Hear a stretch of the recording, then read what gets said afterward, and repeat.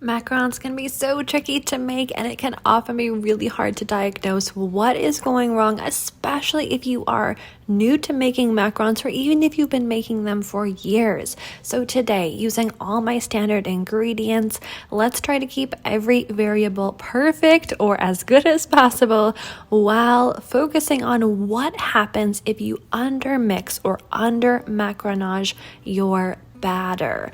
So first, I have all of my normal ingredients. I'm using the French method. I have my room temperature egg whites in my stand mixer. I'll be whipping those until they're frothy on a pretty low speed. Then I'm going to start adding in the sugar.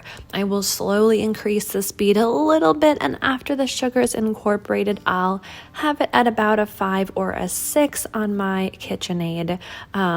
So a medium or slightly medium high, but never more than that, because I do get a lot of requests for demonstrating a good stiff peak and a good meringue whipping time and process and what that looks like. I am going to keep this entire bit in here, though it is just staring at a bowl of whipping meringue. So if you want to skip forward, please feel free.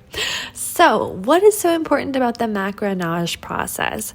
As I've shown before in some of my other videos, there are a lot of things that can go wrong, and sometimes it's a little bit wrong or it's salvageable wrong, and sometimes, like with over macaronaged, it is incredibly wrong.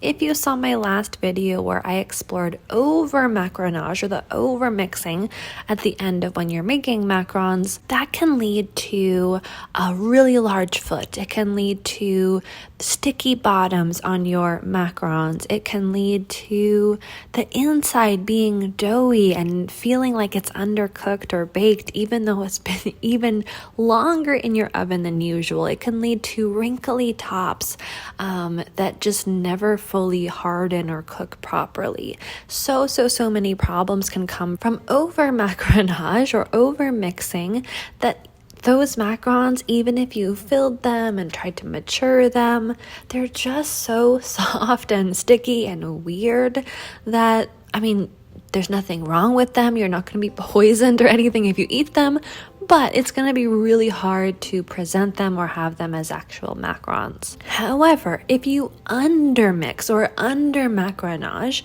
the difficulty is less with all of those kinds of problems. You're going to have more of a really nice, actually, macaron that looks more like a macaron. It tastes more like a macaron.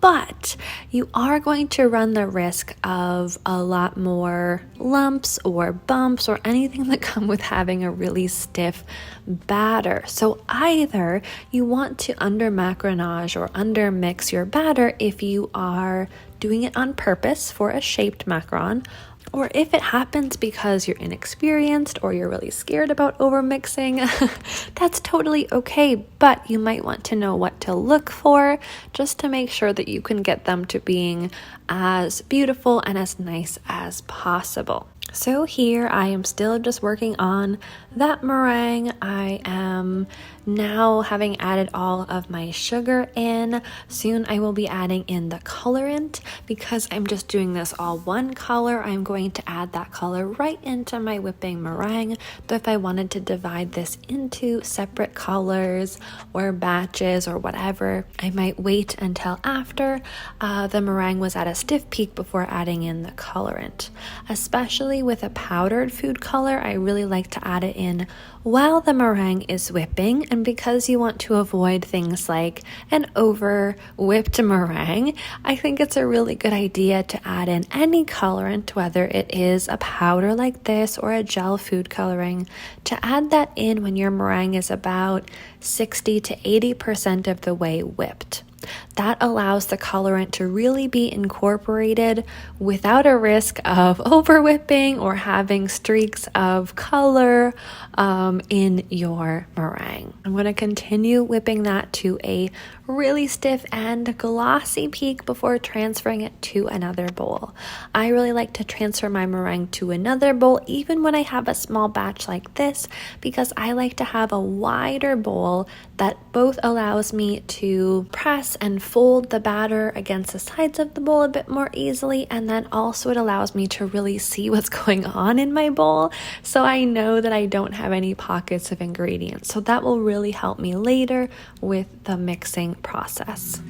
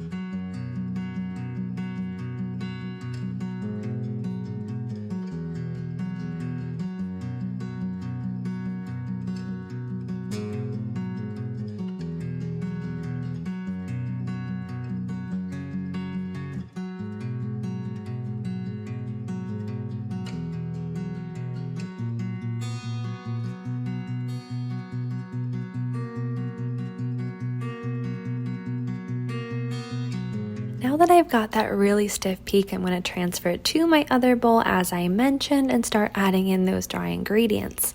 I have my almond flour and powdered sugar here sifted together to make sure there aren't any lumps or anything that's going to cause complications in my macarons. I like to add them in no matter if it's a small or large batch in several little additions. You absolutely could, especially with a small batch like this, just dump all those dry ingredients in here, though it might take a little bit more time or you run the risk of having some pockets of ingredients, which I don't love. So I think it's a little bit easier just to do a little bit at a time. Now, because I want to show you what happens if you undermix, I'm basically going to incorporate all of the ingredients, that meringue and the dry ingredients, and then stop mixing. Usually when we mix or when we macaronage, what we're looking for is that ribbon stage. So after I get the dry ingredients in there, I'll fold the batter over onto itself. I'll press it against the side of the bowl to deflate more of the air. But today I'm going to stop before that happens, and the batter will look quite thick. It's not going to have that really beautiful ribbon. If I pull my spatula up, the batter is just going to kind of stay where it is. It will be pretty noticeable that it's not ready yet.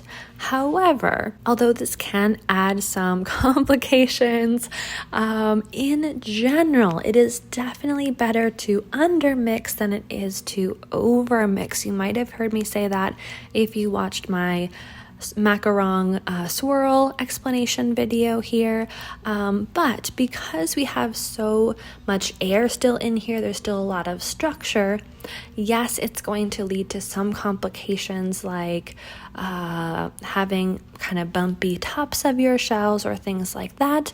Think about it. All that air from the meringue is still in there. So the interior, the inside structure of the macaron is going to be perfect instead of having a risk of having something too deflated or taking all the air out of there like we saw last time, or having something where like when the meringue has a problem causing a really fragile top. With an undermixed batter, And sometimes people do this on purpose, again, for a textured or shaped macaron. All of that really, really nice stiff peak meringue is still really developed in here.